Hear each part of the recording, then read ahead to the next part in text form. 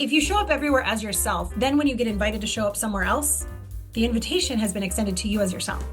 And so you don't have to worry about if I should be at this table or how do I have to perform, right? Authenticity is lack of performance, it's presence. And that's a completely different opportunity to exist.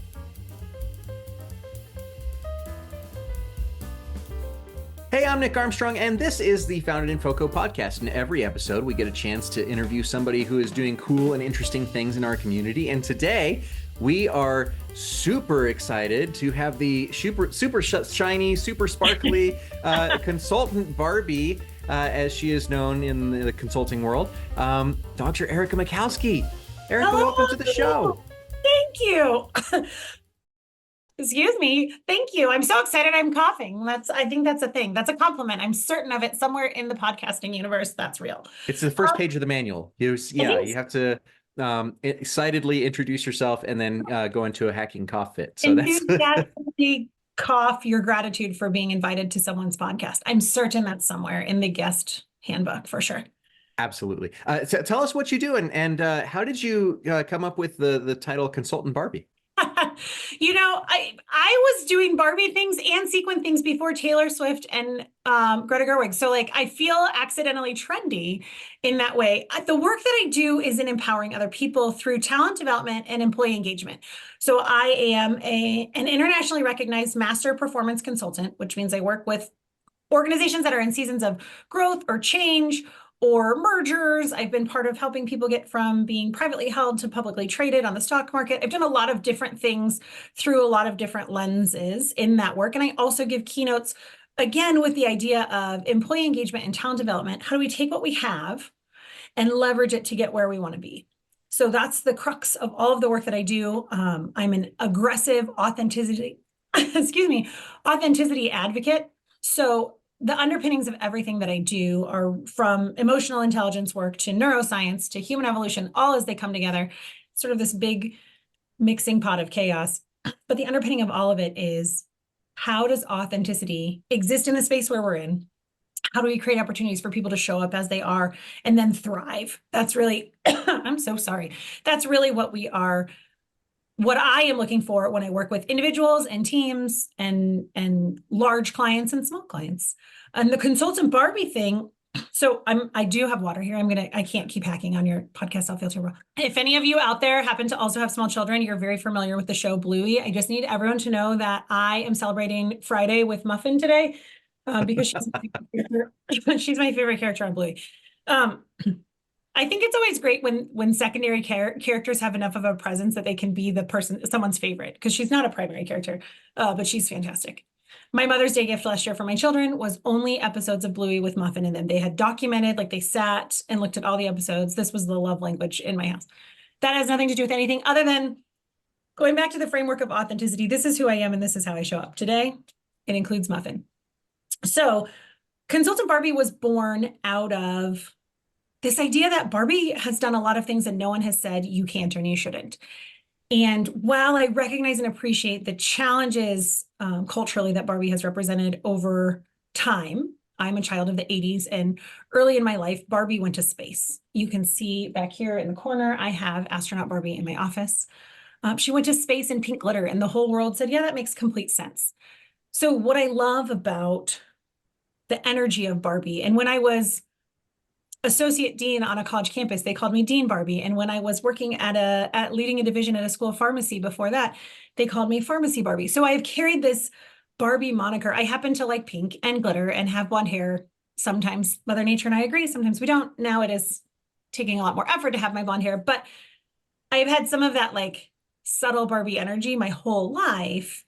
But as I looked around and thought about who I was and how I wanted to present that energy into the world, it really aligned well with the energy that Barbie brings. So it feels odd to be a doctorally educated, accomplished business owner who is giving keynotes literally all around the globe and referencing Barbie, but it works for me because it really is an authentic alignment with that type of energy. She creates space for a lot of people, and she invites them not only to show up as yourself, but expects them to. There's a huge difference, and that's one of the things that I'm incredibly passionate about, is a lot of folks stop at, well, people are invited to show up as themselves. in our workplace or in my home or whatever. And I love that. I love that. But it's varsity or it's JV level to me. Varsity level invitation is an expectation that you come as you are. And that's a different mindset. I'm expected to show up as I am. And that means sometimes I'm messy. And that's okay. And creating space for the mess. In professional scenarios, the mess looks like needing help, running into challenges, being overtaxed. And the expectation is that I'm authentic and I'm in a place where there's psychological safety and there is high emotional intelligence. And the company that I work for, or the nonprofit that I work for, or the client that I'm working for, that person invites me to show up and be honest, even if it isn't glamorous. So there you go. And when we're talking about getting the best out of employees in particular, Right. and engagement, they really do have to have that permission to show up as their authentic selves and not as the mask of the employee, or the shell of the office. And we were talking about this a little bit on Allison Prophet's podcast about the idea of the whole person instead of just the person as it exists separate from the office, and how those two things can sometimes interplay in the workplace. Okay. So tell me about your work locally. We met through Leadership Fort Collins, and I know that shortly thereafter you also started working with the Chamber on a young professional series. Yep. Tell me about that progression and what you're seeing in our young professionals and how they're showing up authentically. I love young professionals, and there's so many. Fort Collins is rich with people who are ready to step into a new chapter, a new season, early career professionals. I think for those of us who are seasoned, we forget what it was like to learn how to manage our calendar, because I'm also a college faculty member. And I know what we're teaching the students that are graduating. I have a dual appointment in the College of Business and the College of Education at the University of Missouri. And I know what we're teaching our College of Business students, and it's fantastic. And I know what we're teaching our College of Education students, and it's fantastic. But none of it is like the adulting. I hate using that word because I feel like it's overused, and some universities actually now are teaching adulting classes. But it isn't adulting through this lens of like, how do you write a check, which I recently taught someone how to do when I was at an event, but more of how do I take my time and earmark pieces to be intentional, and how do I leverage my calendar in such a way that I'm not crushed if I have a 4 o'clock meeting and those kinds of things. So I love working with early career professionals. I love helping them think about what they've brought to the table. How do they step in without imposter syndrome? Because authenticity is sort of the antithesis to imposter syndrome. And it's part of why I care so much about creating space for folks authentically. And so in the conversations I've had with professionals from around Northern Colorado, I talk about if you show up everywhere as yourself, then when you get invited to show up somewhere else, the invitation has been extended to you as yourself. And so you don't have to worry about if I should be at this table or how do I have to perform, right? Authenticity is lack of performance, it's presence. And that's a completely different opportunity to exist and retain things. And so here in Northern Colorado, I've done a lot of work with a variety of different teams, small teams with big dreams and bigger teams with bigger budgets, because that's, where we are.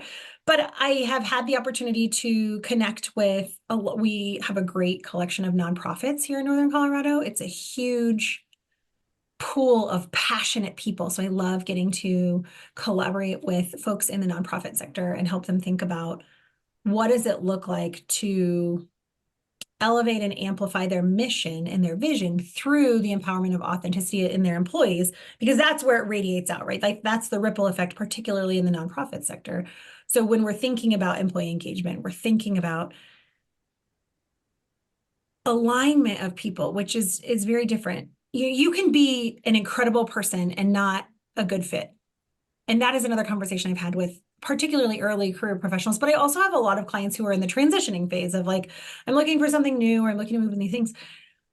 And you can be an incredible professional. You can have a brilliant skill set and not be the right fit. And that's okay. And that's a tough thing for some folks to process. And so coming back to that authenticity piece really helps some folks move past the rejection. I hate that we call it that too. You're not a fit isn't the same as like you are terrible, but we internalize rejection sort of universally the same way, and it is all that I am not enough, right? And so I love sitting with folks, processing some of that and thinking about, why is that the story you're telling yourself? Brene Brown likes to talk about that idea. The story I'm telling myself is this. So how do we unpack the data? Because I'm a researcher. How do we unpack the data to get to the truths instead of those emotionally charged responses? And so that's been lots of different pockets of people here in Northern Colorado through, as you mentioned, the chamber project with the Pine of Professional Development. That has been a fun project to work on, and a variety of other opportunities with individual entities that have said, hey, we'd like a little boost in this way. Or for some of them, it's, we'd like to spend 6 months being supported by you as we transition into these new places. Type A entrepreneurs often have a hard time figuring out what opportunities they can say no to, right? So there was a lot of say yes, yes, yes, yes, yes. And then it became protect your time and whatever else. And I think that this is sort of played out in that same way for millennials and Gen Z. It's very targeted for that type of feedback of like, you jump jobs frequently, and there must be a reason behind this, and you're not loyal to the company, and you're not this and that and the other thing. When you encounter young professionals in that way, and through that mindset of like they have a hard time turning down opportunities or other things like that, what do you, we talked a little bit about alignment maybe, but how do you counsel them, and what, on the flip side, what does that look like to an employer or a company to have more authentically engaged employees? Do they jump less frequently? Do they, stick around longer? Or do they rise up through the ranks faster? Or what does that look like? The research tends to tell us that engaged employees stay as long as they feel valued. But you can be an engaged employee who ultimately, when someone else says, hey, we're going to value you this much, and this company you've been engaged with and invested in, that value doesn't feel present anymore. Sometimes that can happen with top-level leadership changes. Even the most engaged employee wants to feel valued. And so if they don't feel valued in meaningful, tangible ways, if they don't feel like they've been invited to grow, and grow doesn't mean change jobs, by the way. Most of us, well, generally speaking, we're not conditioned to turn down promotions in the United States. It looks different in different cultures and in different countries, but in the US, we are not conditioned to say, you know what, no, I don't want that. So people take on these responsibilities because whoever is guiding them hasn't had a meaningful conversation about where it is they want to go and how do they want to be a contributor to the company? How do they want to support the engagement? And there are lots of conversations around dollars, right? Like that is going to be a piece of this, whether we want to spend the whole time on it or not. If someone can get more dollars somewhere else and all other things being equal, then they're likely going to chase the dollars. That's something companies can control for to some degree, but only within parameters. I'm also not the person who's going to say, so to balance, if you don't have enough money, just give them, mental health days. You should already be doing that.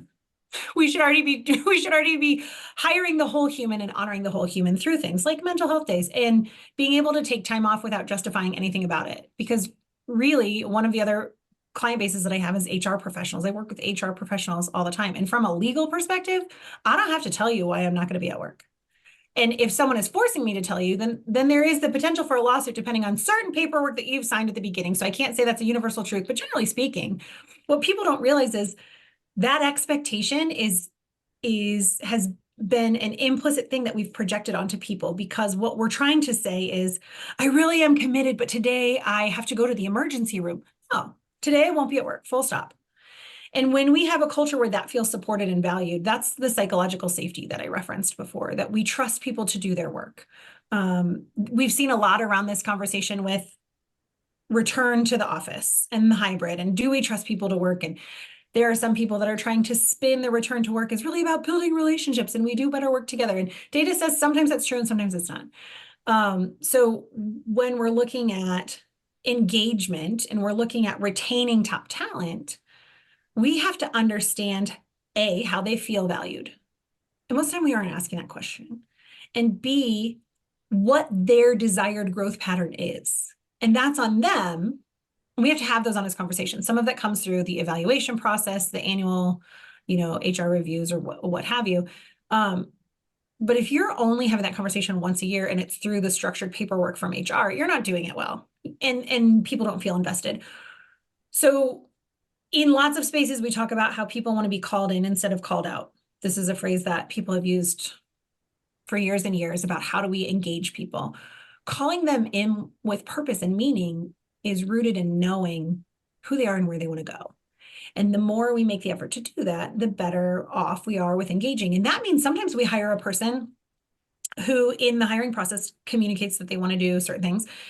And then they get in and they get exposed to our company and other opportunities and they change their mind. That doesn't mean it was a bad hire. It means we've exposed them to new opportunities and maybe that's the best thing we could have done to them. But what if the opportunities we've exposed them to aren't with us? We can't be mad. We can't be mad that we invited them to learn new things and those things that they learned challenge them to grow in ways that were more exciting to them. That's okay. But you mentioned job hopping and looking for the next. And this is a space that I spend a lot of energy in with individuals, and I'm getting ready to give a keynote on this at a global conference in March after we all get together for Founded in FoCo.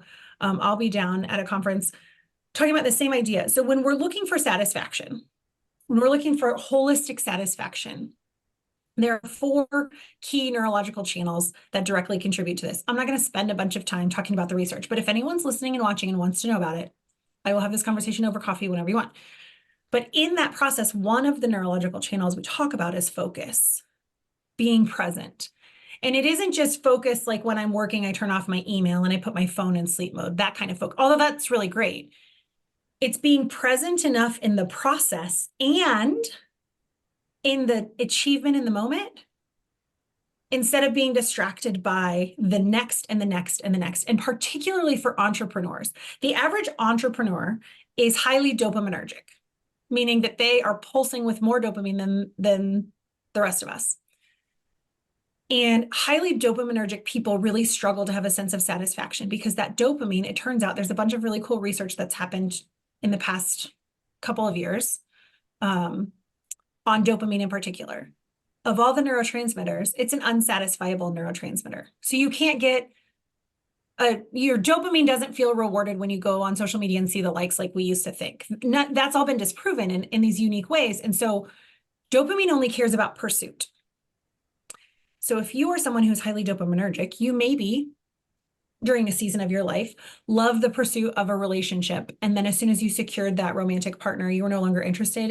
If this resonates with you, you're probably highly dopaminergic. So when people are highly dopaminergic, unless they learn how to be present in the process and present in their own life right now, they can't fully feel satisfied. And for employees, that means they're not fully feeling engaged because they're only worried about thinking of the next. And sometimes the next is the next project internally. But if we don't treat them well, then it's the next job externally. Yeah, and the pursuit of that job, as you alluded to, it doesn't have to necessarily refer to a romantic connotation, but you could go after a new project, a new shiny thing, like the new technology, the new whatever is next and new, right? And I suspect that a fair number of folks fall into that same trap and paradigm and not have that mindfulness to engage. Right. It's specifically because they are not fully engaged as a person in the activity, right? So if your whole self is not here, if it's just the shell of you or this aspirational identity maybe of you, I think that I would like this pathway. I think that I would be a good fit for this. Well, sometimes it's the aspirational version of us, and sometimes it's the aspirational version of us someone else has projected onto us. So going back to growing up in the 80s, I loved science and I was pretty good at math. And there was a ride in Des Moines, Iowa at Adventureland, Altoona, Iowa at Adventureland. They're the centrifugal force ride, right? We had one called the Silly Silo. It's the thing where it suctions you to the wall, right? If you spin really fast. I could go on that a bunch of times without getting sick. So as a result, because we had just sent the first woman to space, people were like, oh, you'd make a great astronaut. I absolutely would have. I could have pursued that and taken it, because that's a compliment. That's a massive compliment to say to a child who is female identifying in the 80s, you could be an astronaut. That was really an empowering compliment. And if I had internalized that, there's a chance I could have climbed a ladder and arrived at a destination I didn't care about. And then I look around and I wonder, what am I even doing here? And what did I miss out on because I was climbing this ladder I don't care about? And so when we talk that same idea of the satisfaction piece in these neuroscience lenses, I work with corporations on the 4 channels as they exist in the business that they're running or in the teams that they're running as well. And that focus piece, again, comes back to understanding, have we decided who someone wants to be because we hired them and they have a skill set and then we see this potential in them? Or in academia, we see a lot, people get promoted into roles that they don't have the skills for, but they were good at something that is truly unrelated. And we see that in industry as well. But in higher ed, you see a lot of folks who get promoted and moved around who were never trained on how to lead teams. They just happen to be really great researchers. And so because they bring in the most grant dollars, we think they should be the head of the department. And then we don't expect for that growth in skill set. We just do what I call is the worst strategy move, and people do it all the time. We just hope they'll figure it out. And I'm the queen of hope in the right places, but hope is not a strategy when it comes to achievement of goals and vision, particularly when other people's livelihoods are at stake. Have you seen good principles for that sort of transference of skills or promoting on purpose to avoid the Peter principle, right? The Peter principle, exactly. To the level of your incompetence. But like, I think that the purposefully you can, as a leader in a company or even just as a freelancer or solopreneur, build that structure to sort of get yourself to a place where you're avoiding the worst effects of the Peter principle. How is that done? Because you invest in the people before you promote them. The secret is not a secret. It's super obvious, but nobody does it, in part because we're not caring about our teams enough to keep the highest quality talent. So what happens is we promote someone into a vacancy instead of thinking about succession planning and skilling up people and making long-term investments, because everyone is afraid they're going to be there for 18 months, right? We have this fear that the first job, someone the last time I saw data, it was like 18 to 23 months or something like that as the first job. But that data speaks to the wrong parts of the equation, in my opinion. Again, as a researcher, I love data and I love the stories they tell, but most people aren't unpacking what the story could mean if we then take that data and consider it in new ways. So it is, to me, some of these organizations, and we see this. So one of my client bases is in biotech and biopharma, and they do, especially on the manufacturing side, actually do an incredible job of designing a path for someone over a series of years of, here's the programming that you're going to learn, here's the amount of time you're going to be in this role, and here's how you get to this, manager of manufacturing, or this is how you become a shift leader, or what have you. And within your first couple of months, you're already on track to do that. And then along the way, they can check in and say, hey, are you ready for this next step? Are you interested in the next step? Are you happy where you are? Some people love where they are and they feel guilty saying, I don't want to keep going. Like, I just want to do this really well, because we have also diluted the value of the word just, right? It diminishes what we're saying. We minimize things when we say just, but some people say, I want to do this, but they feel obligated to say, I just want to do this. And they're nervous. So part of it is checking in along the way instead of making assumptions about people's career goals. But part of it is investing in them long before you plan on promoting them. And companies are smart. Everyone who is listening to this knows that this is the most obvious thing. And the research supports the obvious sometimes. This is an instance where it says, if we invest in the people. Now, there are a few folks who have come out with research about, and there's, I can't think of the gentleman's name. There's an author who wrote, he does stuff in the culinary world, and he's achieved a lot of stuff, extreme unreasonable hospitality, something I think is along those lines. And he talks about putting people in leadership roles long before they're ready. And I would say that seems to have worked for him, and I love that for him. The data says that was a risk and he got lucky. Generally speaking, when we do that, and the restaurant industry has high turnover, so maybe the data looks skewed there. But when we do that in industry, when we do that in corporate spaces, when we do that in nonprofit spaces, and even to some degree in academia, what we see is that risk ends up causing the departure of a lot of other great people. So was that one worth it? And generally the answer is no. And the cost of replacing someone who's left, the data that we see and the cost of that, how much it costs for losing that output and the man hours in recruiting and interviewing and all that, what it doesn't factor in, because there's not a good metric for this, is what it costs leading up to it, right? So before I leave an employer where I'm not engaged, or they've promoted someone who was ill-equipped, and that person doesn't know how to run the show, and I am drowning because I don't have leadership. I don't have someone who's in my corner advocating for my actual bandwidth instead of fictitious bandwidth.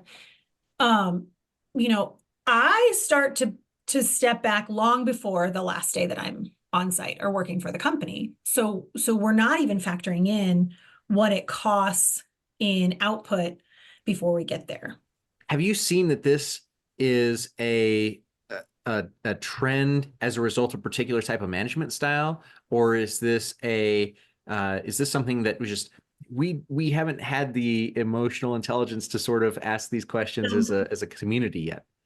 So emotional intelligence is a huge, buzzword. COVID really invited people to think about empathy, and emotional intelligence isn't just empathy. I had someone once tell me emotional intelligence was empathy on steroids, and that's very much not what it is.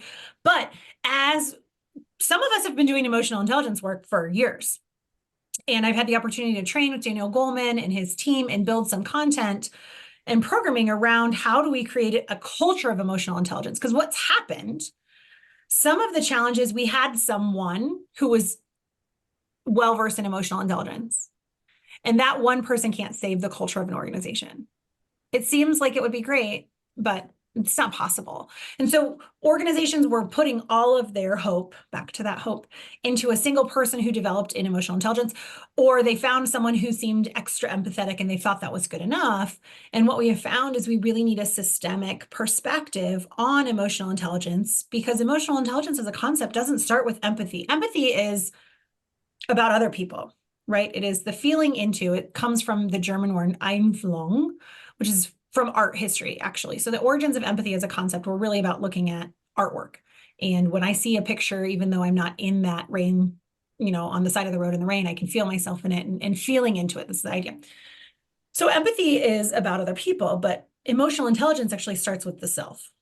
And people who look at emotional intelligence as an empathy thing miss the first two pillars, and so they don't get the rest of it right.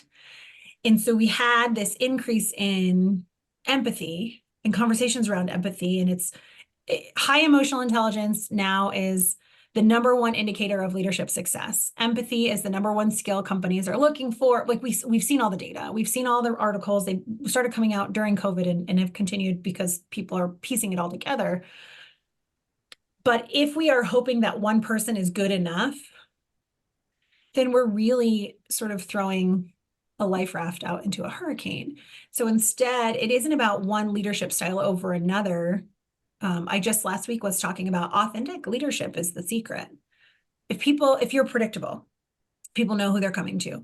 Now, you can't say I'm authentic and a jerk. Like that's just who I am. People weaponize authenticity sometimes, and I get real grouchy about it. Authenticity is not permission to be terrible. So there are certainly universal components of leadership, regardless of your style, that are necessary for employees to feel engaged and to thrive. And that's part of how I help support new teams of leaders. Sometimes I'll go in and they'll have, I don't know, a dozen or so folks who have all been promoted around the same time. And so they're ready to skill up. Now, ideally, am I in there before they're promoted? Yes, but that's not what happens always.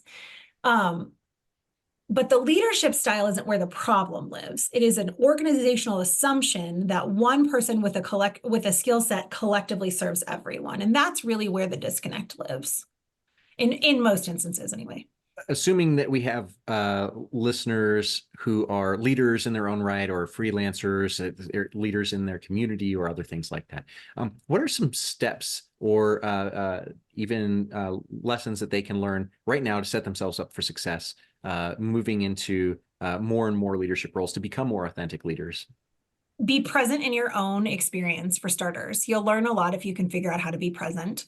So working on being present is truly noticing and inviting the rest of your brain to engage when your dopamine says, what's next? So being present in discussions around project accomplishments, project completion. But part of authentic leadership, so when I talk about authentic leadership, I invite people to consider evolution, because we learn 3 key lessons from evolution. There are certainly lots of lessons to learn from evolution, but the 3 key that I look at for people as they're growing in their authenticity are the math piece. We add and subtract. Evolution teaches us that sometimes we add and sometimes we subtract. All of us have thumbs and none of us have tails, right? So that's evolution at its finest. We don't need them anymore because evolution is an entity's response to stimuli. At its simplest form, that's what we're talking about. So being mindful of the stimuli, asking for a response. Sometimes we have to add to our skills or add to our team. And we have to assess things through that lens of adding and subtracting. Sometimes we have to subtract. Sometimes we have to subtract an entire department because it no longer serves the needs of the company. Evolution also teaches us about, I use math and then I use music. So we turn things up and down. Our larynx sits in a different place than the primates at the zoo down in Denver. And that's why they can't speak and we can. But also they breathe through their nose instead of their mouths and they snore less than we do.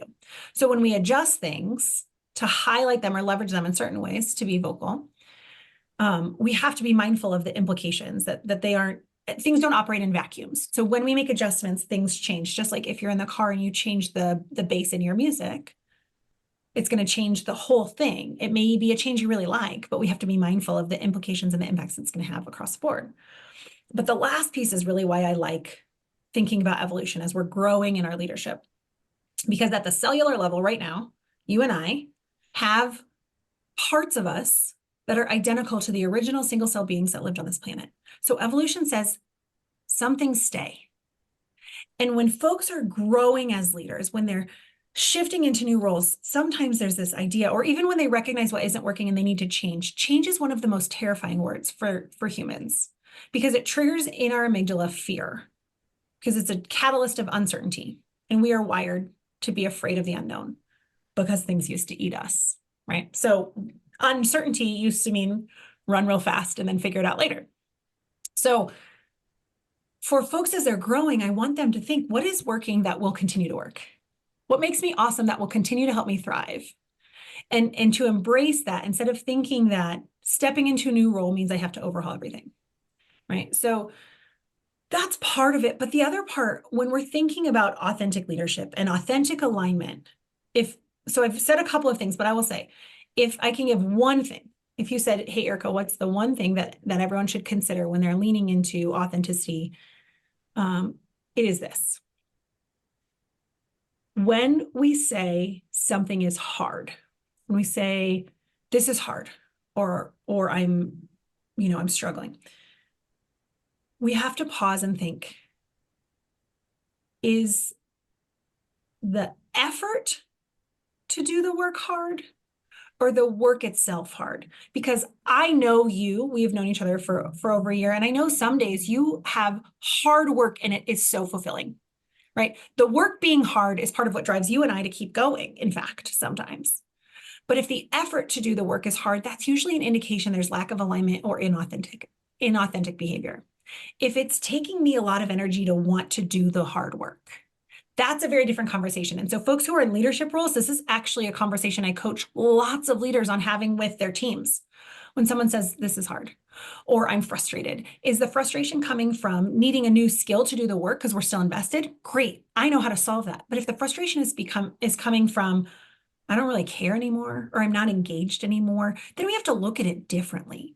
So as you move forward, if you run into something and you think, gosh, this is hard, we have to have that moment of, because if the work is hard, at the end of the day, when I have had a day full of hard work, I am tired, like asleep before I hit the pillow, tired.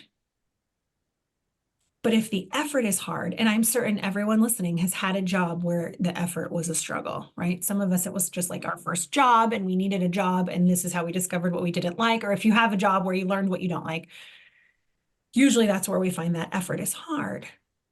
At the end of a day where you have done work where the effort is hard, you're not tired, hit the head on your pillow, fall asleep before you hit your head on the pillow. You are drained. And when we're drained, we actually don't get good sleep.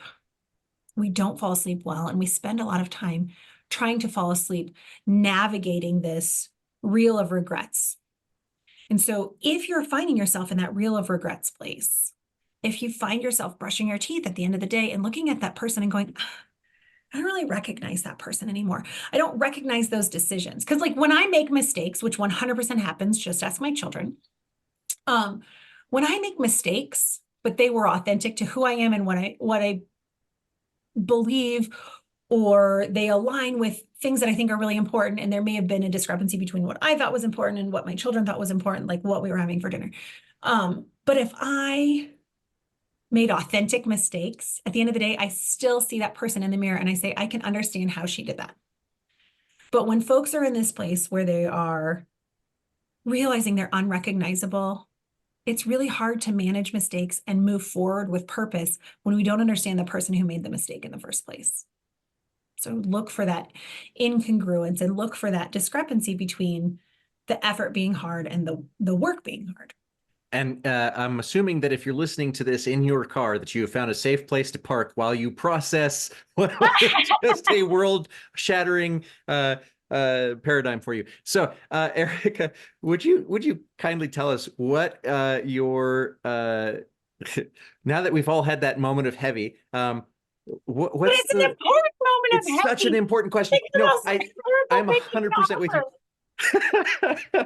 If you don't ask those questions of yourself, and I think that we've all I've certainly been there, where you and in my paradigm it was always like, oh, these opportunities are here, and as you said, you can either have those visions, those future aspirational identities of yourself thrust on you, or you can even sort of have that moment of like, oh, that could be an interesting option and I might like to pursue that or whatever.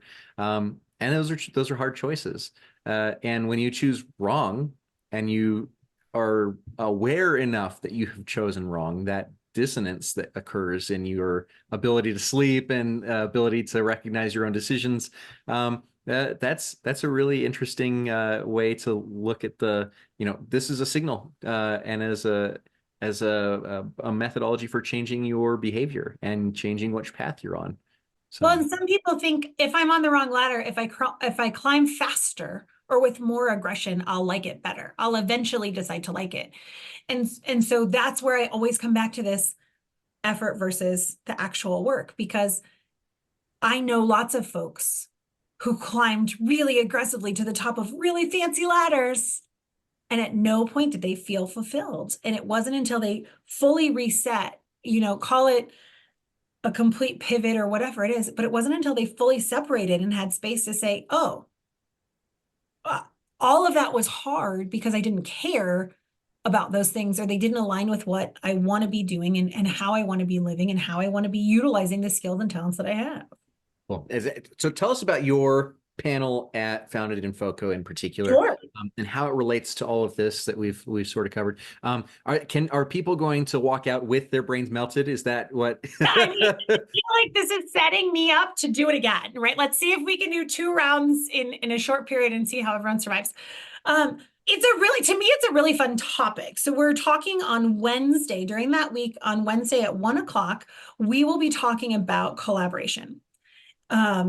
And when I was developing this content, it's lovingly called From Fun to Functional.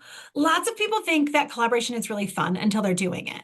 And then they realize they were wrong, or that they showed up without the clarity around what a meaningful and functional collaboration looks like. And in some ways, it ties back to what we were just talking about, because if you are partnering with someone else, especially as solopreneurs, right? And we're coming to the table and we're bringing our skills and resources and what have you. We want to make sure we have clarity and alignment around what we plan to get out of it. Because if we're trying to get out different things, but we can support each other, that will work. But if we're trying to get out different things and our skills are going to be utilized incorrectly or in ways we weren't prepared for, then we get back into this. The work is hard versus the effort is hard. And so collaborations can get really clunky and messy, and they can erode relationships professionally, personally. So we want to think about, how do we design a collaborative process to optimize the experience and to optimize the impact we have? And you hear me say that word optimize. We are a culture of maximize. And the problem is maximization is not sustainable either. So optimization is always the goal. When I talk to folks about employee engagement, when I'm doing performance consulting and we're looking at a global merger, it doesn't matter. The goal should be optimization, not maximization.